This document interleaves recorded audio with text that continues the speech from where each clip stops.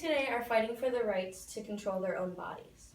According to the New York Times website, hundreds of thousands of women showed up in Washington, D.C. for the Women's Rights March earlier this year. And that was just in one city where the march was held.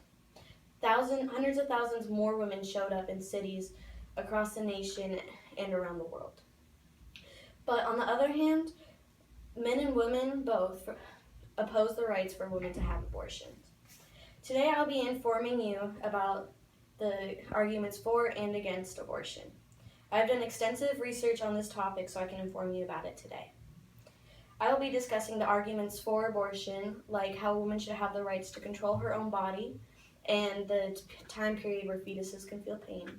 And I will be also discussing the arguments against abortion, like the possible risk of psychological trauma and medical risk factors. Many men and women don't believe that a woman should have the right to her own body.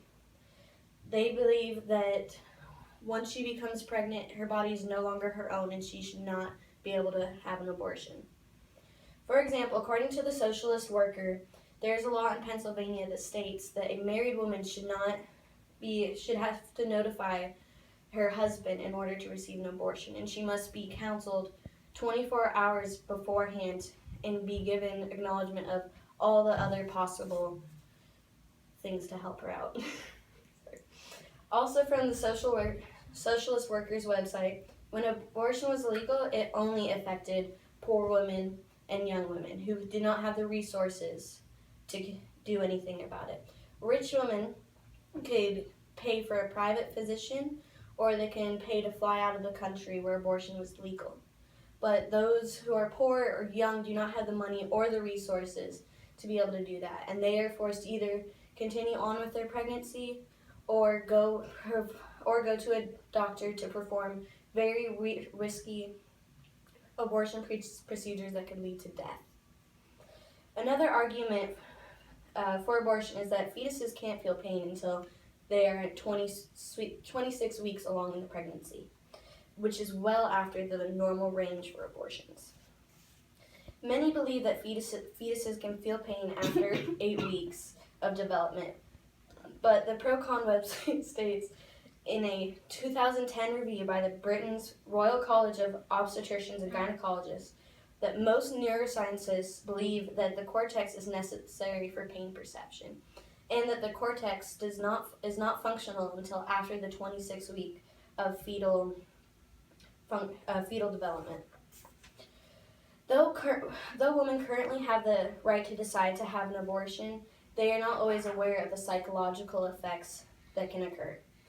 Statistics from the Abortion Facts website states that within the first few weeks after an abortion, 40 to 60% of the women have had negative reactions.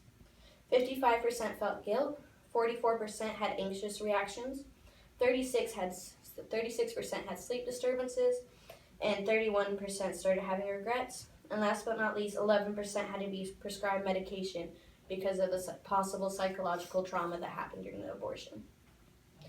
In one of the studies, 50% of 500 women who had an abortion expressed negative feelings. But it's not just the mind that can be affected by the body.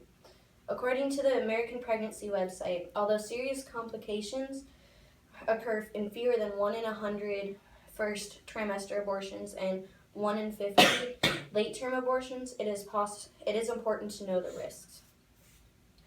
The Ramaha International website includes information of these risks, like uterine perforation, which is where the procedure will accidentally perforate or rip a hole into the uterus.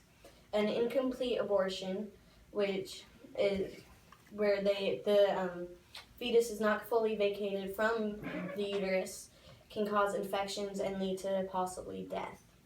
And then there's also anesthesia-related complications that can happen with all procedures requiring anesthesia. While there are unlimited arguments for and against abortions, I believe that these are some of the most important ones. Women are the ones who are forced to go through with the pregnancy, and they should have the right to decide what is best for them and their body. Fetuses, they don't feel pain until after the normal time range for abortions. But on the other hand, there's a risk of psychological and physical trauma from the procedure. I hope today I informed you about the arguments on both sides of abortion. Because while women fight for their rights to have an abortion, there may be many factors to consider.